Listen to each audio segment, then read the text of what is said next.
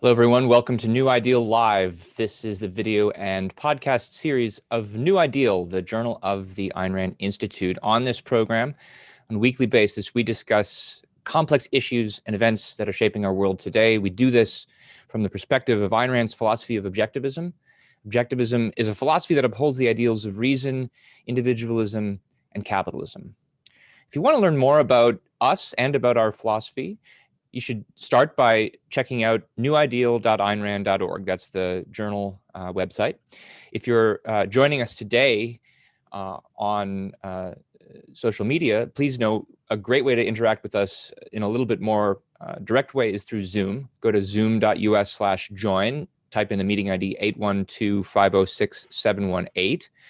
And if you're in Zoom, best way to send us questions is to use the Q&A module. Hover over your screen, press the Q&A button, and that's where we'll look first for questions through Zoom. But otherwise, we're also going to be taking a look at any questions that come in through Super Chat on YouTube today. So if you'd like to be able to support this channel financially, please consider donating to get your question to the top of the queue.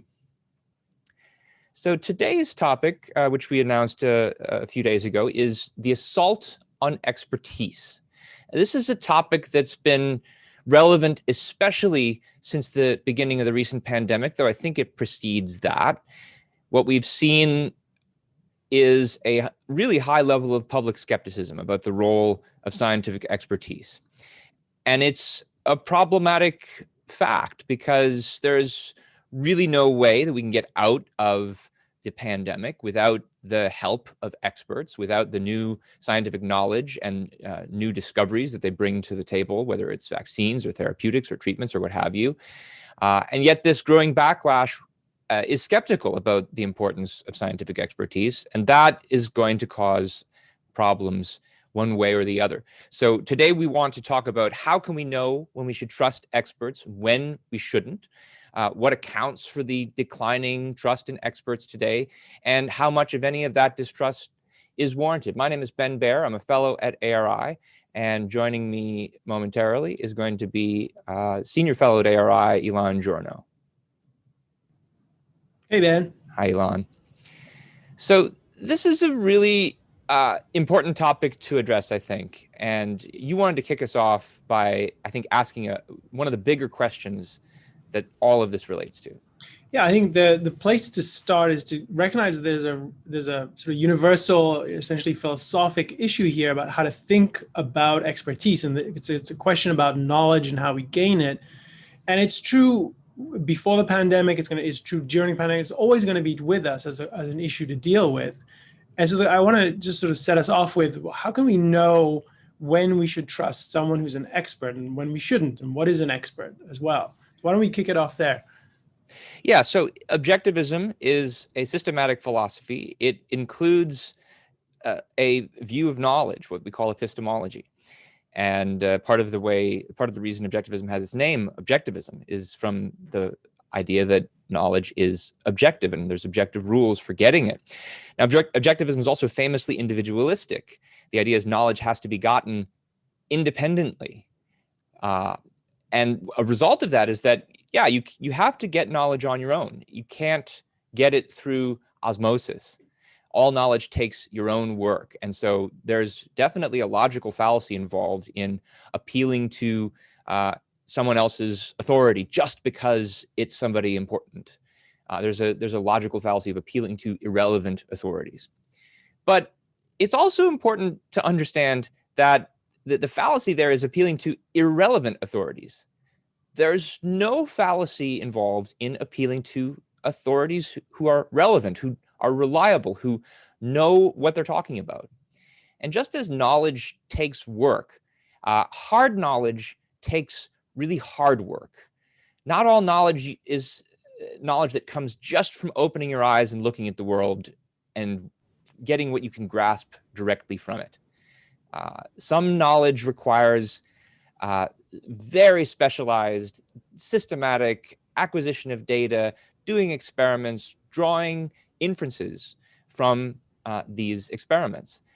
I mean, the most obvious example that we could give in the present context is look, viruses are not things that you can see with your eyes. They're invisible to the naked eye. You need microscopes and all kinds of other sophisticated scientific apparatus and advanced scientific theories to discover that they even exist in the first place, to be able to identify which virus is responsible for which conditions, and obviously in order to find cures and treatments and vaccines for these viruses.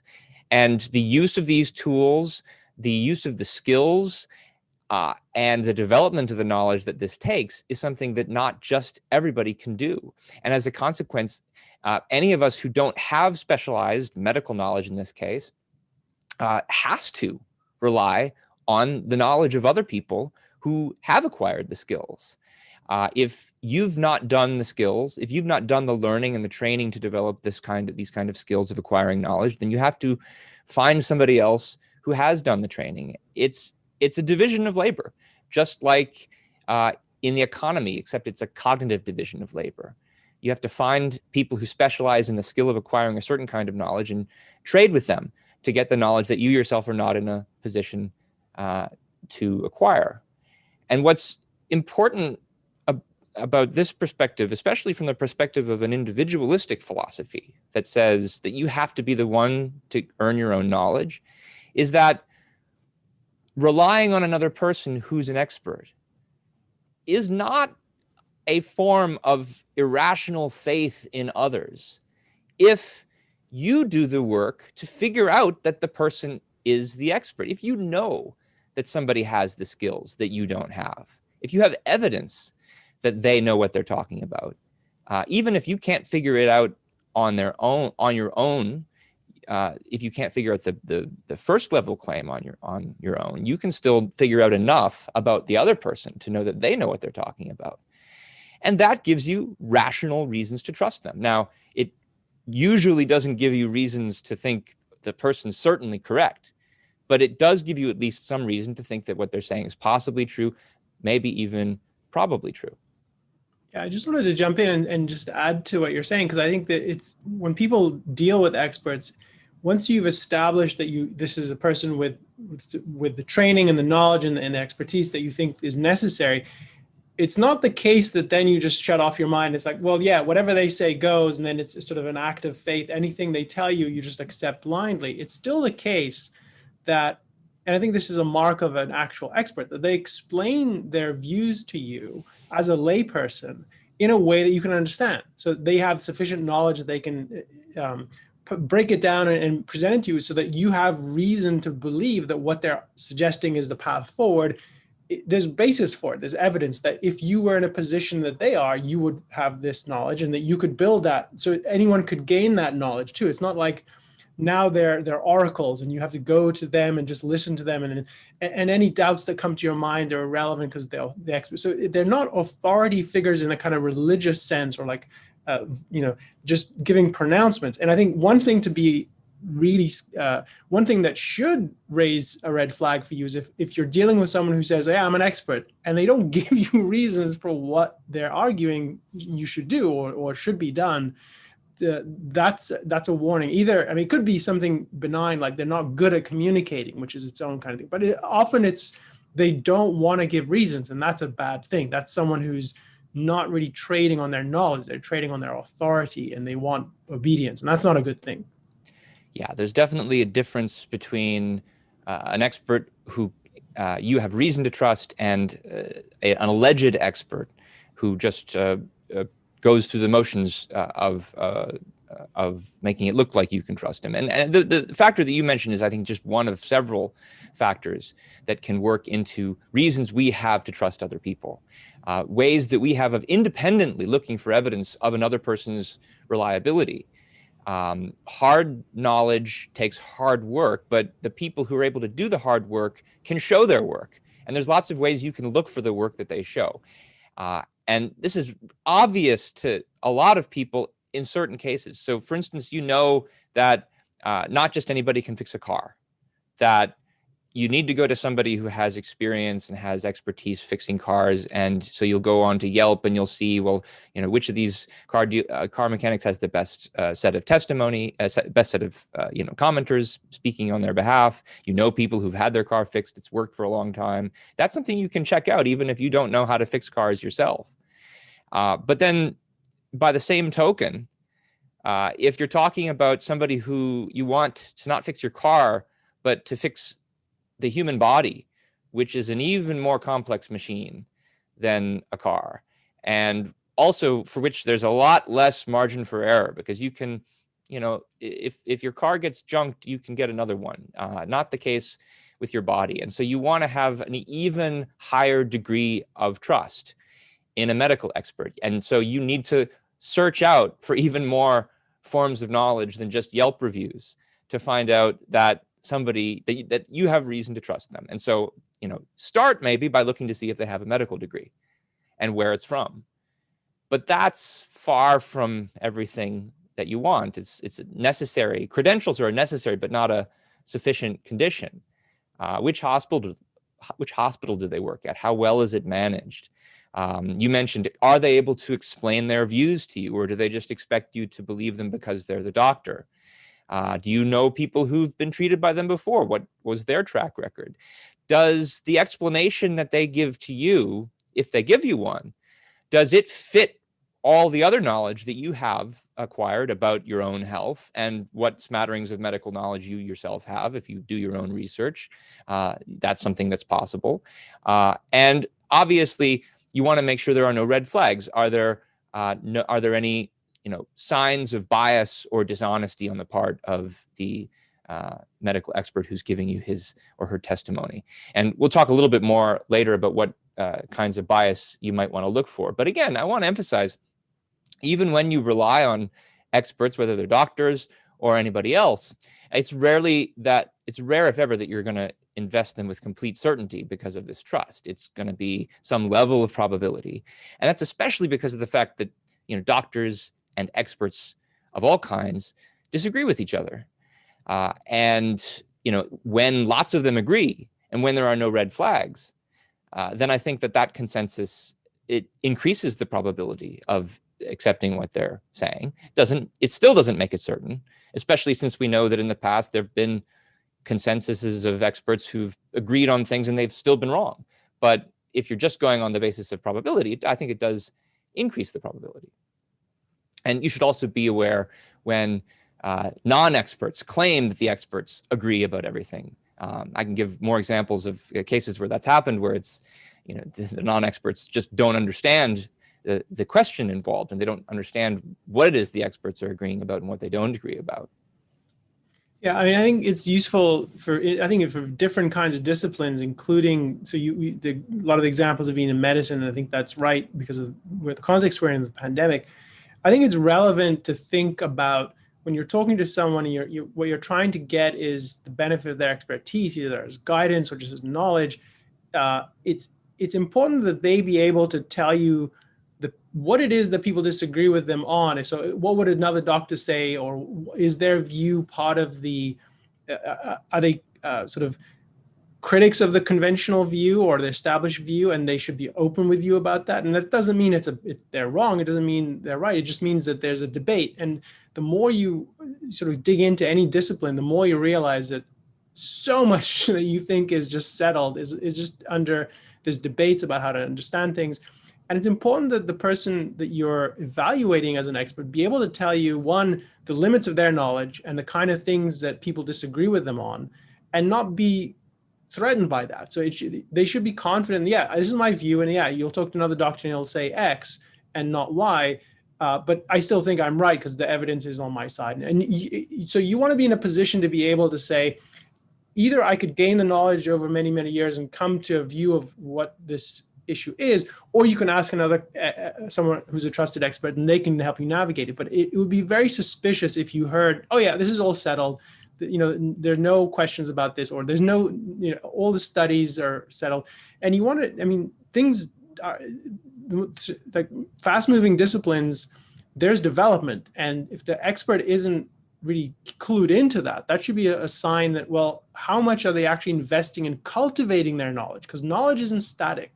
And if your expert is telling you, yeah, this is how we've been doing it since 1962, and he's about to pull your tooth out with something really crazy, dentistry is advanced. And if they're not on top of that, then that should be a question like, have their skills atrophied? Has their knowledge kind of stagnated? And that person is sort of discrediting themselves by failing to keep their knowledge current. So look for those kinds of signals. And sort of the idea that, yeah, I learned everything I needed to know 20 years ago when I was in school, and that's it. And now I'm an expert. That's just not real. That's not how knowledge works. Yeah. So we've talked about some of the things that you should be looking for in an expert that you want to invest some rational trust in.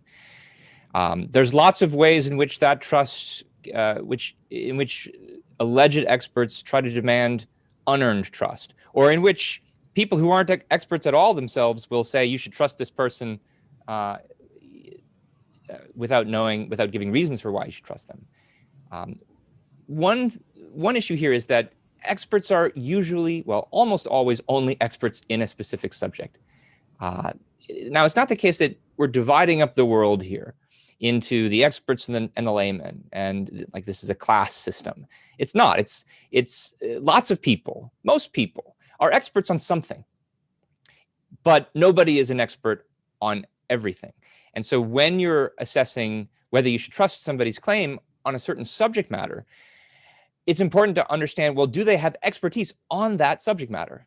So pretty obviously, somebody who knows how to fix a car merely by that fact doesn't know how to fix a human body. And I should say it works the other way too. The fact that somebody is a doctor who knows how to fix a human body doesn't mean that they know how to fix a car. And you can drill down into more specific fields, even within something like medicine. So a cardiothoracic surgeon, like Dr. Oz, who's a famous TV personality, is, because of that training of his, an expert on heart surgery. But that doesn't make him an expert on epidemiology or virology. Medicine has all kinds of subdisciplines. Some people will study for years just to master their subdiscipline. And merely having gone to medical school doesn't make you an expert on the fact that you know, on some subject just because you took one class on it sometime. And it gives you more expertise than person off the street, but it doesn't make you a real expert. And there have been cases in the last few months where Dr. Oz was commenting on questions about the coronavirus where this was not his field. And there's probably other reasons to distrust some of the kinds of endorsements that he makes of various products that are also outside of his field. So there were some red flags there. But another thing that I think is important to distinguish is not just subspecializations within fields, but the broader issue of specialized scientific expertise and specialization on addressing normative philosophical questions. So the simple example you can give on this is something like, if you're a nuclear physicist, that will give you expertise on, let's say, how to build an atomic bomb. And even then it's a specific kind of nuclear physics. But that doesn't mean that you necessarily know what you're doing when you're deciding whether you should build the bomb, or if you build it, how you should use it. That is a question for ethics and to some extent for political philosophy. And likewise, you zoom forward to what we're talking about today. If you're an epidemiologist or a virologist or a pandemic preparedness expert even, the fact that you have not expertise on that subject doesn't even necessarily translate into the political question of what's the proper role of government in responding to something like a pandemic.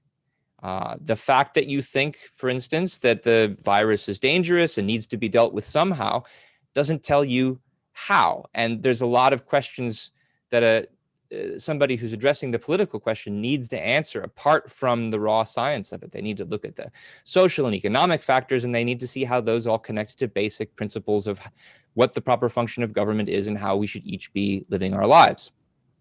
So the takeaway here is that it's important to try to trust someone's expertise only as far as the limits of their specialization will take them, and not beyond that. And then when you're going beyond that, you need to look for experts who know something about that broader question or a different specialized question. And if it's then, especially if it's dealing with normative philosophical questions about how you should live your life, how government should be run, there it's especially important that you yourself get clear on your own philosophic understanding of the issue. I think one point that is worth making, sort of, we're now sort of in the realm of trying to sort of pick out elements of what it is that gives people distrust of experts. And I think so the examples you touched on, like the Dr. Oz, cardiothoracic surgeon, he's making pronouncements about what to do, how to handle the pandemic. And I think he was I think he even admitted he was overstepping his role and sort of making public policy kind of recommendations that were outside of his sphere of expertise. I think it's relevant to think as well, and a lot of the threads we've been following here have to do with pandemic and medicine, but it's relevant to think that different disciplines have different standards of knowledge and different success levels in terms of how capable they are in understanding the world. So when we talk about experts, it's a very important point that if you're dealing with a particular kind of field where certain standards, where you can quantify things, you can measure things, you can experiment, you can get results that are at a certain kind of level of probability or even certainty. But that's not true for every field, and each field has its own kind of standards and protocols and processes. So you can't hold them to the same, and you shouldn't expect the same kind of results. So I think that it's worth just digging into that a little bit before we kind of unpack more of the reasons people are skeptical, because you should be looking for different kinds of recommendations and different levels of confidence. So, and it should the expert giving you their view should be sensitive to how confident they legitimately can be within their field and within the standards of that field. Yeah, I mean, so one issue is that some experts within a field are just have better training, have better track records than others. But then there's also the fact that some fields, as such, have a longer history of progress and success than others. I would say there's a difference between mature and immature fields of science, for instance. If you want an example of probably the most mature scientific field, I would point to physics. It's in many ways one of the first and best developed fields. It started at the very beginning. Well, I mean, it started in ancient Greece, but then especially picked up fuel way back in the scientific revolution. Since then, there have been amazing new discoveries about the inner workings of nature. Very precise natural laws have been discovered that allow you to predict and explain with very high degrees of certainty the operations of nature. And so when you find out that a certain view is a consensus view in physics, I invest that with a lot more confidence than I would if I find out that, say, some view in psychology is a consensus view in psychology. Empirical psychology is a relatively new field. It's only been around really since the end of the 19th century. And there are limitations in the field, inherent limitations in the subject that it's studying. It's studying the consciousness of other subjects. You can't directly inspect their consciousness. Often you have to rely on their own reports.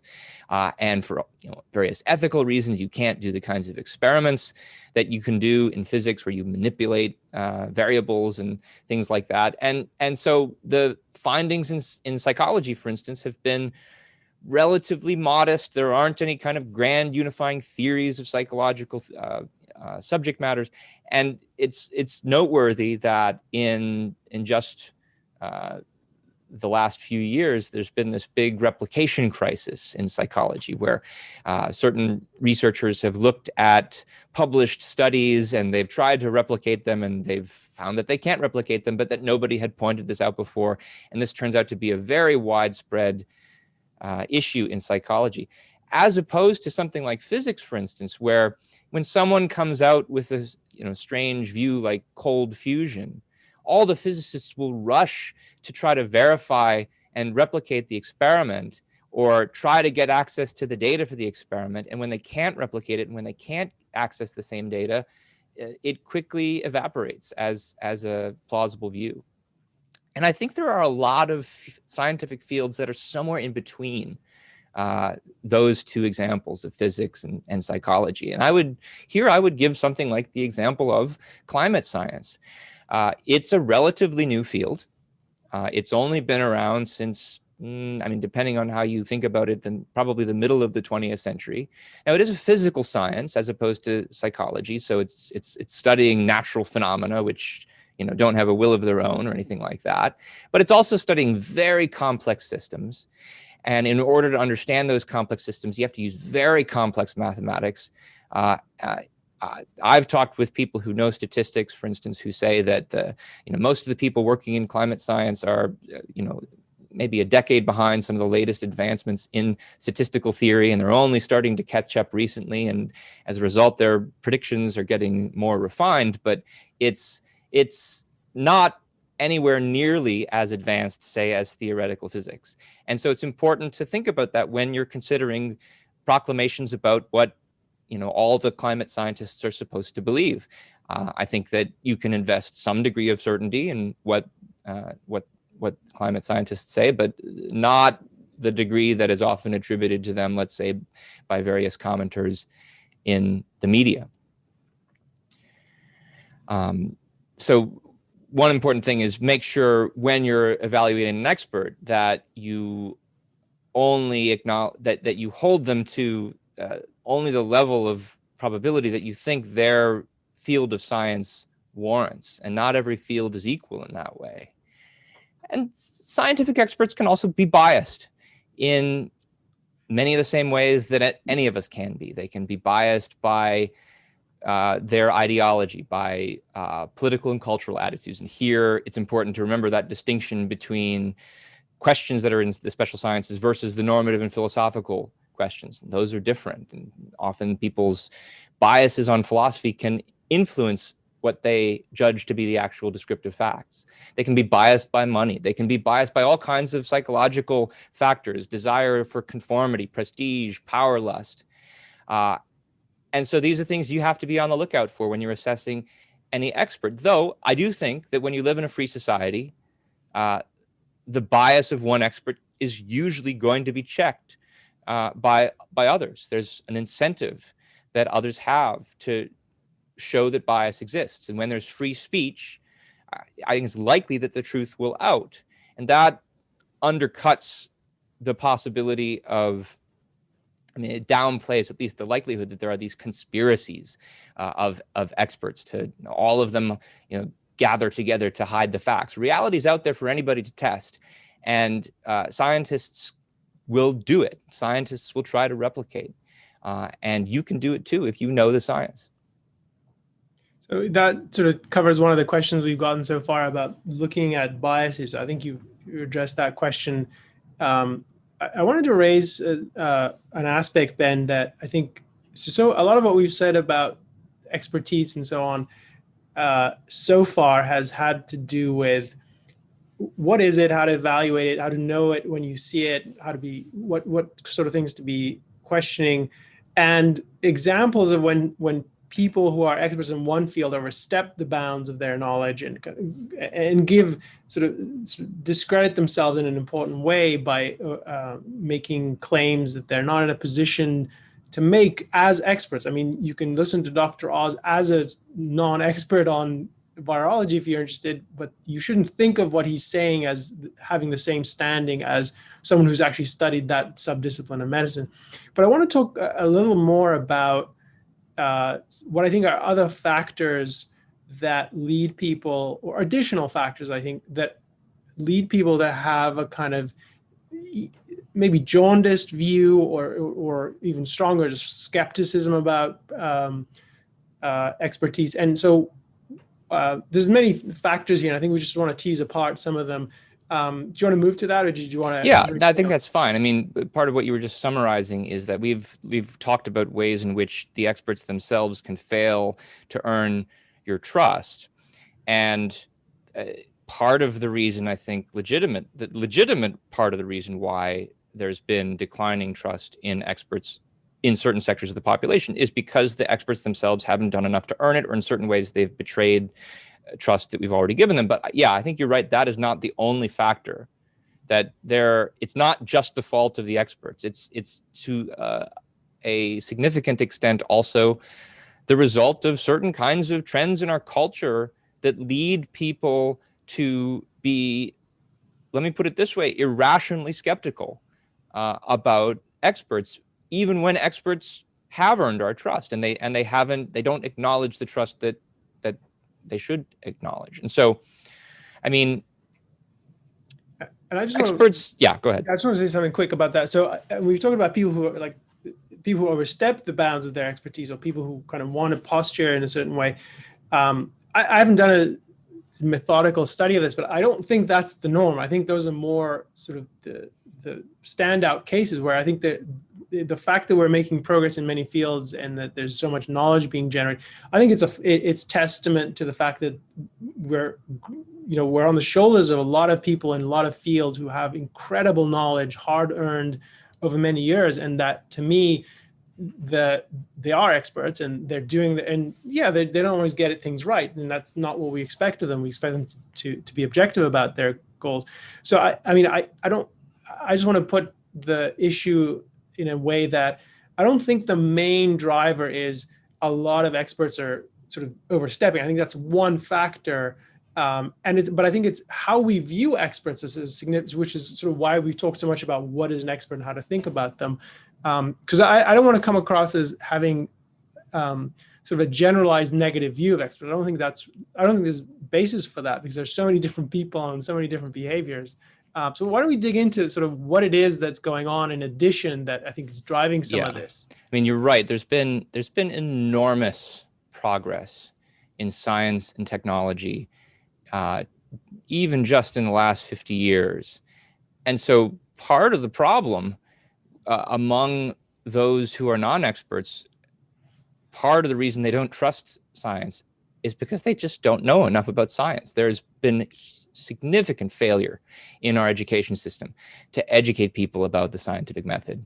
And as a result, people have much less appreciation than they should for the work that it takes to go into acquiring specialized knowledge. To far too many people, science seems just like a special kind of magic. And if it's a magic power that they don't have, they will see it just as one kind of dogmatic pronouncement among many others, as opposed to if it were a method, it was a method they understood, that they knew that anybody could learn if they studied hard enough and worked hard enough, then they wouldn't see it as this inaccessible magic force. Now, I don't think this problem is solved any by the fact that certain people in our culture, especially in politics, will say, I believe in science. That just reinforces the idea that science is just like a religious belief system. The whole point is that it's not. The whole point is that it's a method that anybody can learn for uncovering the secrets of nature, but they have to do a lot of work to learn it. I'll just share a personal anecdote here. When I was an undergrad in college, I was a physics major. I ended up turning it into minor because I wasn't good enough at it. But I really value the experience that I had learning physics and finding out what I was and wasn't good at, because it did give me a sense of how much work goes into understanding these advanced physical claims about the universe. I always remember I was taking an electronics class, and the assignment for that week was to build a circuit that worked as a really simple calculator. And I spent all day just making the circuit add 1 + 1 to get 2. And that was just 1 + 1 = 2. I couldn't make it do any more advanced operations. And yet we know now that our entire information infrastructure is built on circuits like that, but multiplied 1,000-fold for the sake of doing much more complicated calculations and creating technology that's built on top of that, that uses it. And there are people who understand how all these pieces fit together. And I realized I was not one of them. I knew just enough to know how much more there was to know. And that was a very formative experience for me in understanding just how much work goes into scientific knowledge. It's the kind of experience that too many people don't have because of the failures of our education system. Yeah, I would just totally say I had similar experiences, but not only in college, but since college. I would say I just want to expand on the point. I think it's true. People don't have an appreciation for what goes into scientific knowledge and so even the kind of electronics and engineering kind of things you're describing. I think it's probably a more fundamental kind of issue where they're just people who are graduating school without a lot of knowledge, period, or they don't have an appreciation for what it means to master something. And so they know a little bit about some subjects and they did enough to pass tests and so on, but they don't have this sort of internal sense of, okay, now I actually know what this is and what it looks like to go from zero to understanding. And I think that without that sort of first-handed sense of mastery, however narrow a sphere it is, even if it's just, I can tell you every time when to use a comma or not to use a comma, or how to do this kind of calculation versus not to do this calculation, and really get it. I think without that, it's difficult to project what it looks like to know a big, sort of much larger scope of knowledge. And I think the other element is this, not just an absence of so people not appreciating science and not gaining knowledge on their own. I think there are also pressures and sort of views that are everywhere in education that push against it, which is there's a lot of, students are, you've dealt with many more students than I have when you were a professor, but I've definitely seen this to some extent. Students getting to college and having the view that, well, they're feeling about some subject, like let's take something super controversial, like abortion. Like I feel abortion is right and I feel abortion is wrong. And that's their argument. And that's not an argument. That's nothing like knowledge. It's nothing like getting to a view. And yet they've had 12 years of schooling where there isn't a sense of you need evidence, you need an argument, or if there was, it didn't sink in. And so that they get to the point where simply asserting something in their view that's sufficient. And so if you're starting from that handicap, which I think is a fundamental handicap as a human being, then when you encounter someone who says, no, I actually know what is going on with this virus, I can tell you what the current state of the knowledge is, there's sort of an unreality of what is the basis for that? How does that person have anything more than, well, I feel that it's working a different way. I feel like I don't need anything on my face when I go out in public. And that takes science to figure out. So I think there's kind of a fundamental breakdown in what it looks like to have knowledge. And I think that one of the consequences of that is the idea of expertise is just so abstract and removed from what people have as sort of a small scale example of that in their own lives, that it's such a challenge. It's this vague, cloudy kind of thing where it's hard for them to conceptualize what it would look like to know some deep, abstract, non-obvious kind of thing at the level of an expert. And I think there's no way around blaming the education system for that. Yeah, the problems with the education system then get amplified and multiplied by a number of other cultural and political trends. So we have the internet, and it's easy to find opinions on every subject from every possible perspective. And so somebody who doesn't know what it actually looks like to acquire advanced knowledge can easily find a website somewhere that disputes any scientific finding that you want. And they feel like they're learning something from this website. But since they don't know the standards, the feeling doesn't really amount to much. And that's even made worse by the fact that science is becoming politicized.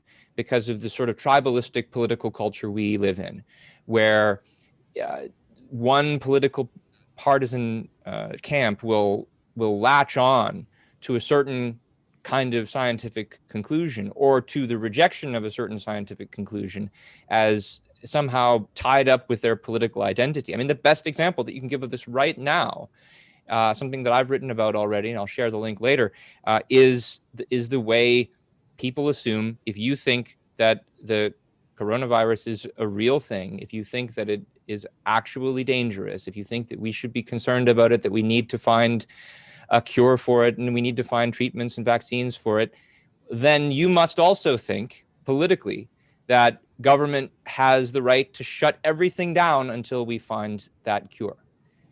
And that's a deadly package deal. It, first of all, it ignores the distinction between the specialized scientific findings on the one hand and philosophic normative issues on the other. And it neglects the possibility that you could care about the science, you could think there's a real problem, but still realize that how government should deal with it is a separate question. Of course, you have the same problem on the opposite side. You have the people who, because they because they realize there's something problematic with draconian government response, they assume the science must be bogus. And again, that's a package deal that just has to be broken up. But because these two movements involve their own package, and everybody feels the need, but you've got to join a movement, they feel when they sign up for a certain scientific attitude, they're also signing up for a certain political attitude, and vice versa. And there's so much tribalistic partisan material on the internet then that is packaged in that way, that people who don't understand how science works or the difference between science and philosophy will then just find the websites, swallow those packages whole, and join a tribe without thinking carefully about what it is they're swallowing when they buy those packages. We have some questions, but I think there's at least one more point that we should get on the table, and we'll try to keep it a little briefer. And this is, I wanted to raise this, and let's tell me your perspective, which is there's a view in sort of the philosophical position called egalitarianism. It's a sort of kind of an intellectual movement. It doesn't mean the pursuit of equality in politics or in other contexts. It's a view about leveling. And there's two ways you can level, basically. You can either raise everybody up or you can level everyone down. But and this applies in the context of knowledge and the issue of expertise, because there's a kind of, I think there is now one of the currents in our culture is this a view of egalitarianism as applied to expertise. So who are you to tell me anything? I can figure this out. I don't need you. And it's a, simultaneously a devaluing of knowledge and an overvaluing of whatever it is people think they're bringing to this. And the reality is you can't bring everyone up to the level of Isaac Newton or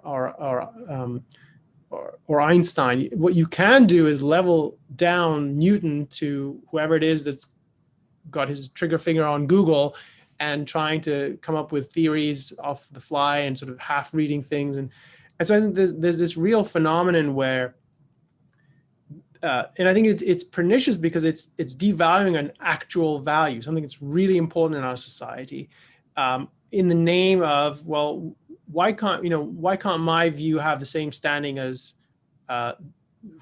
pick your favorite expert? And it's just, it sort of glosses over really important differences in achievements, which is to become an expert who's earned their knowledge. That's a big achievement that takes years and effort, and you can't gain that unearned. You can't just grab it. And I think that's part of what's happening with this egalitarian impulse that we see a lot of people do. And it's like, and I think part of it isn't just to push their view, it's to cut down the people that they feel either threatened by or that they don't like the answers they hear. So I'm just curious if you're seeing that kind of thing and what your reaction to that has been. Yeah, sure. I mean, you mentioned that the egalitarianism was not simply a view about equal outcomes in politics. Though, I mean, that is one example of egalitarianism. And it's useful to think about that example and compare it to the other examples, because I think there are a lot of people, for instance, who would be critical of the socialist version of political egalitarianism, which says that the workers should take over the factories and kick out the capitalists, and they should then run the factories. And they're critical of that for good reason, because running a factory is an achievement. It requires specialized knowledge. And it would be foolish or just plain evasive to think that a collective, cooperative of workers could somehow manage to engage in the same kind of intellectual feats that are required by production. Okay, but if that's foolish, if you understand the problem with socialism from that perspective, then egalitarianism about medical knowledge, about climate science knowledge, you name it, is even more foolish, because the scientific conclusions that are involved in those fields are even more sophisticated in lots of ways than the kinds of expertise that it takes to run a factory. And sometimes it's just different expertise, but it amounts to the same kind of problem. And I'm just getting, I wonder if people can check to see if they're hearing us on Facebook and YouTube, because I'm getting some indications there's a problem with this stream going through. Let me know if you can, anyone out there whether there's a problem. Looks like we're still connected through Zoom. So the question's about social media channels. I unfortunately don't have the expertise that it takes to fix some of these things. But so there is an attitude out there, and it's interesting that it's on sort of in the opposite political camp of socialism. You see it more on the conservative, allegedly right-wing side of politics, that sees scientific experts as these elites who are engaging in some kind of conspiracy to control our lives. And as I see it, this is not much different from the Marxist view that there's a conspiracy of capitalists that's out to do the same. And so when you hear that kind of attitude coming from the president or from other politicians, you have to be really critical of it, especially because of the fact that it ignores and tries to evade real values that are associated with the acquisition of knowledge, which knowledge we really need right now more than anything else if we want to get through this pandemic. Why don't we see if there are any questions we can take in the time remaining? We don't have that long, but there's quite a queue here. Yeah, we've got about 13 minutes. So someone asked, some people seem to want certainty without going through a process of study, errors, correction, and learning. In discussions, they don't like to listen. Why is that? And is there a way to reach them? I think there are too many of them to just avoid them completely. Well, I agree that there are people who fit this description. There are, I think, some limited things that you can do to try to reach them, but it's only very limited, because the fact is that whether you want to listen, whether you want to try to look at the facts, whether you want to try to appreciate, for instance, the sophisticated methodology that sometimes goes into understanding certain facts, that's a choice. That's what people's free will consists in fundamentally, at least according to Ayn Rand. She thought that our free will was the choice to think or not to think. And some people just don't make that choice. And worse than that, they'll come up with rationalizations that make it seem to them like it's a good thing to not make that choice. And I mean, conspiracy theories are an example of this, where you even if the consensus of experts is pointing to a certain conclusion, and even if there is no real evidence that there's bias that's influencing this consensus, and especially when there's no evidence of a conspiracy, they will say, no, actually the experts are conspiring to cover up the facts. They're trying to lie to us. They're trying to censor the truth from us. And it's easy to come up with this kind of conspiracist viewpoint, but if you're willing to make things up, if you're not looking at the facts. As to what you can do in better cases where people are more honest and more willing to learn, well, there I think you just have to try to ask them for their reasons. Why do they have this view? Why do they think that the experts are biased on this subject? Can they give evidence for thinking that they're biased? Can they give evidence for their own position? So if a person thinks that there's a magical cure for a virus, for instance, that doesn't require, and as a result, we don't need a vaccine, what's the evidence for that claim? It's not enough to say, well, I found a website where somebody says they've found this cure. What evidence does that person actually give on the website? Maybe they don't have a published scientific peer-reviewed paper. Have they documented in some form the data for their conclusion? If not, an honest person should look at that fact and realize, I haven't studied this carefully myself. I'm only trusting this other person to say so. If they themselves can't explain it with evidence, why am I listening to them? So there are a couple of questions that I'm going to put together, and they have to do with politicization of science, and particularly climate science. One is about particularly climate science, the other one's politicization, with that as an example. I just want to bring them together.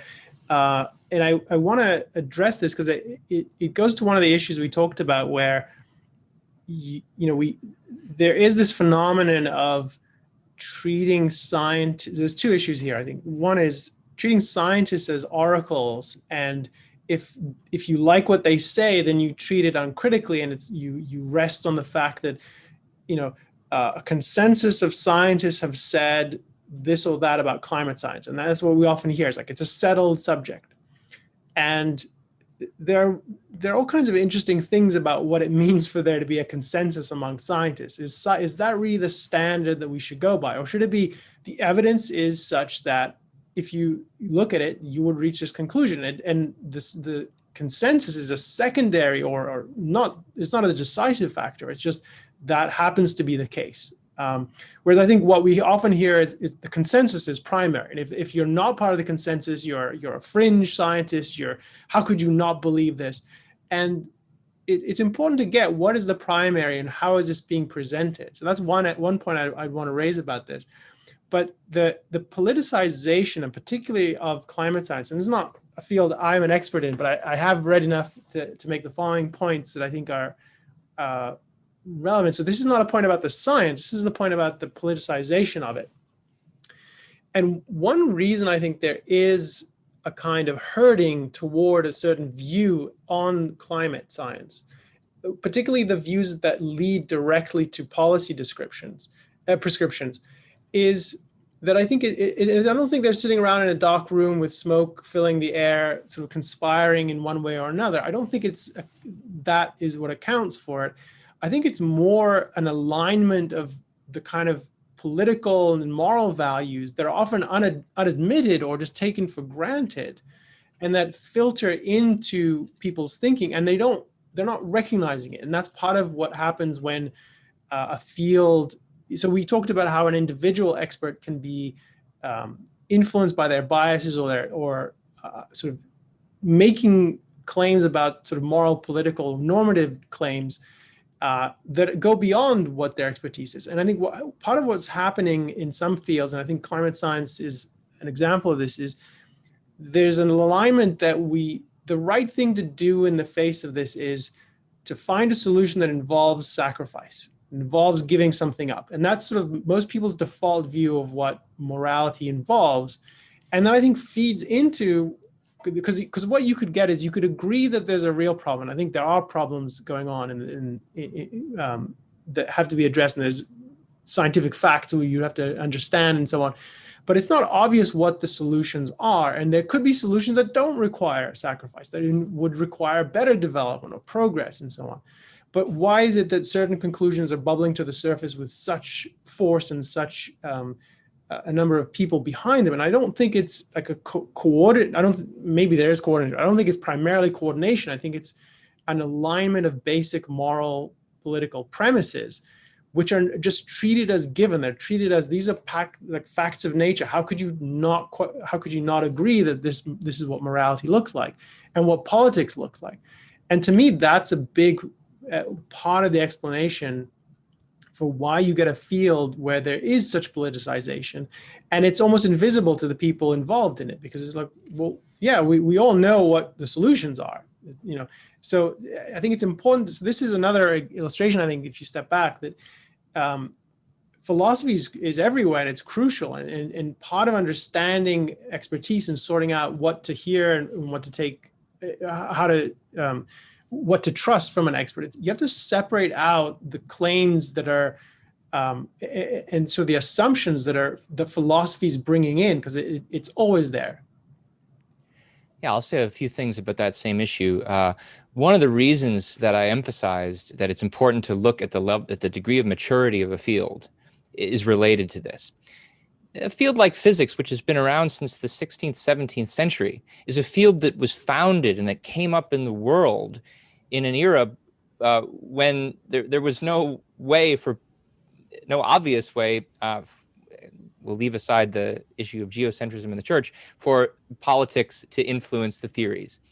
But when you look at something like climate science, which only gets going in the middle of the 20th century, around the same time as the environmental philosophy movement is being founded, well, there's a much greater likelihood that the philosophic preconceptions from environmentalism are going to get worked into the culture of that science. That doesn't mean that it's part of the science itself, but the people who are involved in that field are going to be culturally more influenced by these ideas. And especially when you add to the mix the fact that so much of the science at this point in the century is then funded by government funding. And government has a whole set of biases built into it. And power lust is also a factor. Then you're especially going to get a field that is more prone to bias than others. But even still, I would say this is why it's important to be able to distinguish scientific data from scientific inference, from policy implications of those scientific conclusions.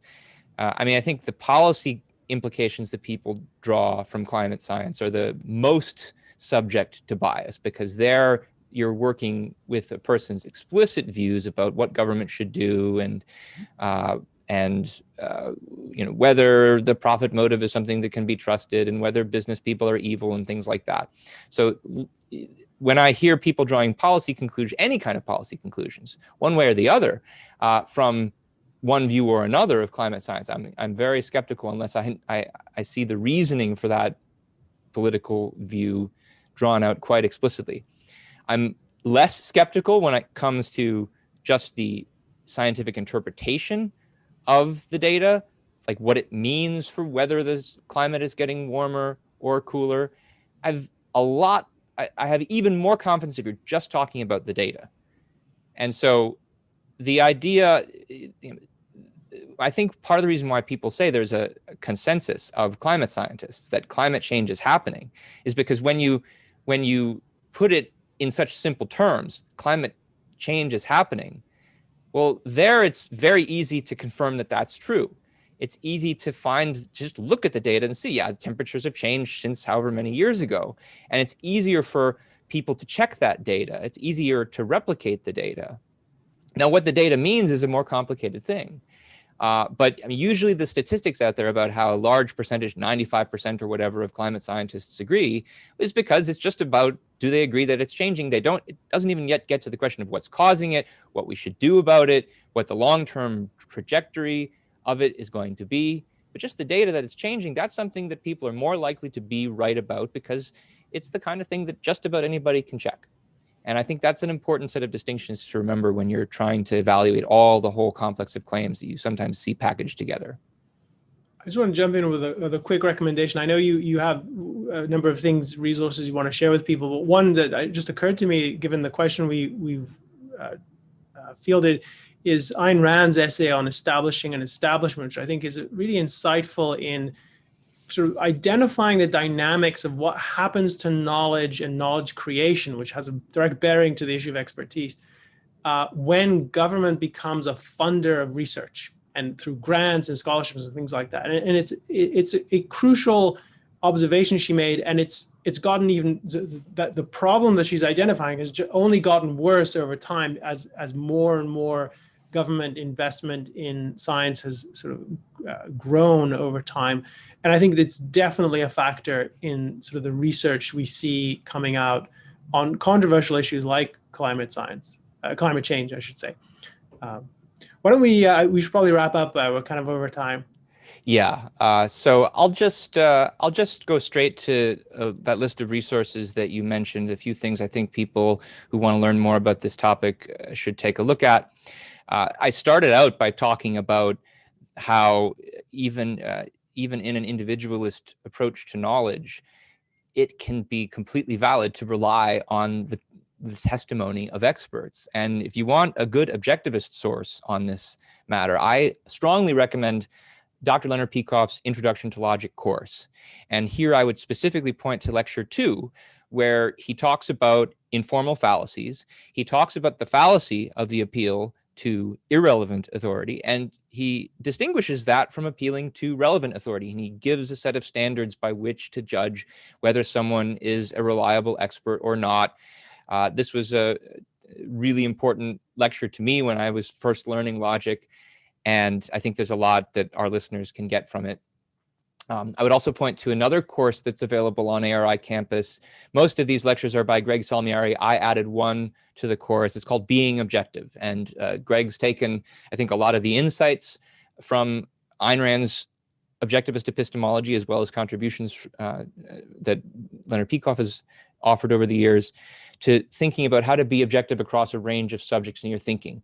And in particular, he's got one of the lectures there is called Being an Objective Consumer of Science. A lot in there that's relevant to what we're talking about today. The lecture that I gave was called Being Objective About the News. We didn't talk today too much about journalism, but I do think there's an expertise there, and you have to be objective in assessing whether or not someone is an expert journalist as well. And I give considerations, again, inspired by objectivist epistemology, for making judgments about that. And I'll also point to a few articles that have come out recently in New Ideal that relate to some of the things that we've been talking about. One of the first articles that Elan authored when we first started New Ideal a couple years ago was Googling does not make you an expert. And it's a great little pithy article that summarizes a number of the kinds of perspectives we've been talking about today. So you can look that up at bit.ly/Googling-expert. I won't read the URLs, but I've given these shortened URLs on the screen for people who want to get to them quickly. And then I've got a number of articles that I've written related to things we've talked about today. I talked about the important difference between specialized scientific knowledge and on one hand and normative philosophic claims on the other. That's something that's really important when looking at what the science today about the coronavirus means for what government should be doing. And this is something that I analyzed in my article, The Guidance We Need to Follow the Coronavirus Science.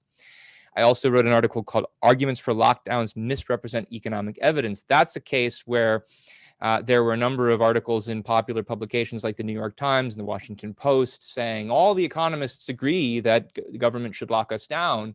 And it's an interesting case where there's a false accusation of a consensus that's being made. When you drill down into the data they were actually citing didn't support that there was this consensus of economists, and the other economic data that they gave didn't support the kind of policy conclusions that they were alleging. And last of all, this relates to one of the last things we were talking about, dangerous thinking behind the pandemic partisanship. That relates to the way in which people's views on science are now being packaged together with a certain policy position in a tribalistic way, where everybody just assumes, for instance, that if you think that there are questions to raise about whether hydroxychloroquine has been adequately tested, you must think that then nobody should be able to try it. And that's not the case. That's a set of false alternatives. So I talk about those kinds of things in this article. I'll wrap us up then by saying, if you enjoy New Ideal, if you like watching these videos, you want to see more of them, please be sure to subscribe to our channel on YouTube. Click that red subscribe button. Also be sure to click the little bell next to it if you want to get notifications every time we go live and every time we post new videos. And finally, thanks again for watching us. If you have ideas for episodes you think we should do in the future, please send us an email to newideal@aynrand.org. We read all these emails. We don't always do the topics, but we'll sometimes correspond with you about your ideas. And if you just have questions that you'd like us to answer about some of the things that we've talked about in the webinar today or in previous webinars, this is also a great place to send those questions. So thanks, everyone, for joining us. Thanks, Elan. I know you've already dropped off the screen, but we will see you again next week for another episode of New Ideal. Bye-bye.